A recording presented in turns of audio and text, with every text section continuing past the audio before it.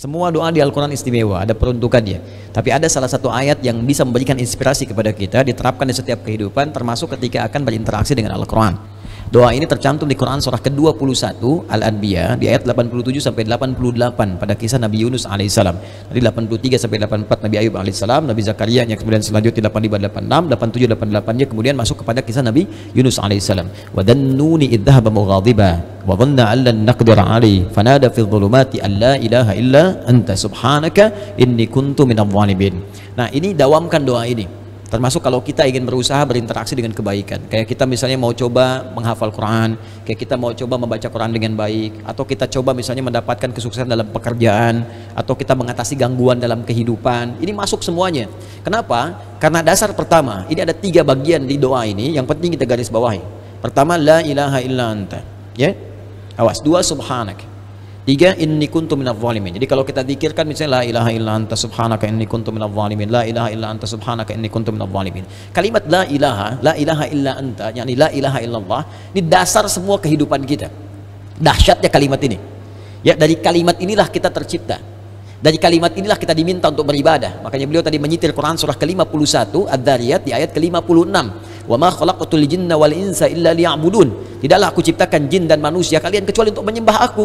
Dan penyembahan pertama itu ditafsirkan kalimat la ilaha illallah. Quran surah Thaha ayat ke-14. Innani anallahu la ilaha illa ana fa'budni. Wa ma khalaqtul jinna wal insa illa liya'budun. Jadi tujuan kita beribadah kepada Allah Subhanahu wa taala untuk la ilaha illallah. Hadirnya kita di sini hidup di dunia la ilaha illallah.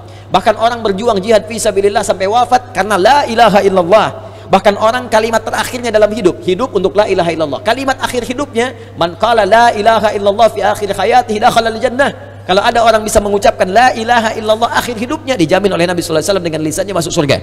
Bayangkan, kita hidup untuk la ilaha illallah, berjuang untuk la ilaha illallah. Wafat pun bisa mengucapkan la ilaha illallah. Dijamin semua kebaikan. Jadi ketika kita berdoa menggunakan satu kalimat ini kepada Allah, seakan-akan kita mengatakan, ya Allah, bukankah dengan kalimat ini, bukankah dengan kata ini aku dihidupkan untuk beraktivitas, bukankah dengan kata ini aku diminta beribadah, bukankah dengan kata ini aku diminta untuk berjuang sampai wafat, maka dengan semua keistimewaan di kata ini, ya Allah, mohon kabulkan, aku ingin minta sesuatu, aku sakit, mohon sembuhkan, ya Allah, aku dikerjai orang, mohon lindungi, ya Allah, aku punya kesulitan, mohon mudahkan, ya Allah. Subhanak. Subhanak, kata subhanak itu menafikan semua yang tidak setara dengan sifat-sifat Allah. Ya, contoh orang mengatakan Allah punya anak, makanya turun Quran surah kedua ayat 116. Wa qalu takhadzallahu walada subhana. Tepikan semua yang tidak ada hubungan dengan Allah Subhanahu wa taala. Karena itu ketika kita mengatakan subhanak, ya Allah, aku meyakini enggak ada Tuhan selain Engkau. Enggak ada sifat-sifat yang layak Engkau sandang kecuali apa yang telah Engkau tetapkan. Aku mohon ampun, ya Allah, selama ini inni kuntu minadh dhalimin. Aku salah. Aku salah, ya Allah. Aku katakan Tuhan hanya Engkau, tapi aku kadang diperbudak dunia. Aku ikut sesembahan dunia. Aku akhirkan ketika Engkau minta, Engkau panggil sholat, aku mengikuti panggilan dunia. Aku katakan subhanak, Engkau yang maha suci, Engkau yang maha esa, Engkau yang maha agung, tapi aku mengagungkan yang lain. Aku salah, ya Allah. Inni kuntu minadh dhalimin. Aku salah.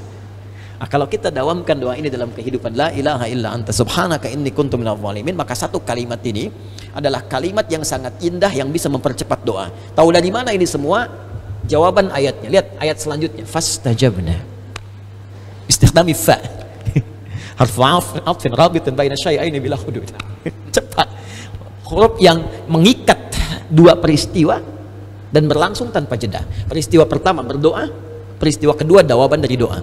Ya, wa qul wa fi hadhil ayat min ayat 83 84 qul fastajabna di ayu fastajabna pakai fa semuanya.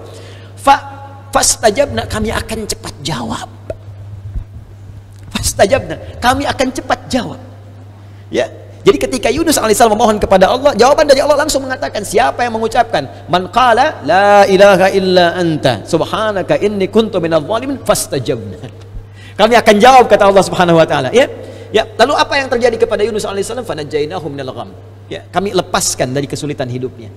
Ya, tapi kalimat yang indah bukan kami bebaskan dari perut ikan paus, kami lepaskan dari gham. Gham itu kalimat yang umum, ya, masih luas, sesuatu yang membuat kita gelap. Bukankah Anda kalau mendapatkan berita dari kantor, Anda sekarang berhenti kerja, gelap langsung.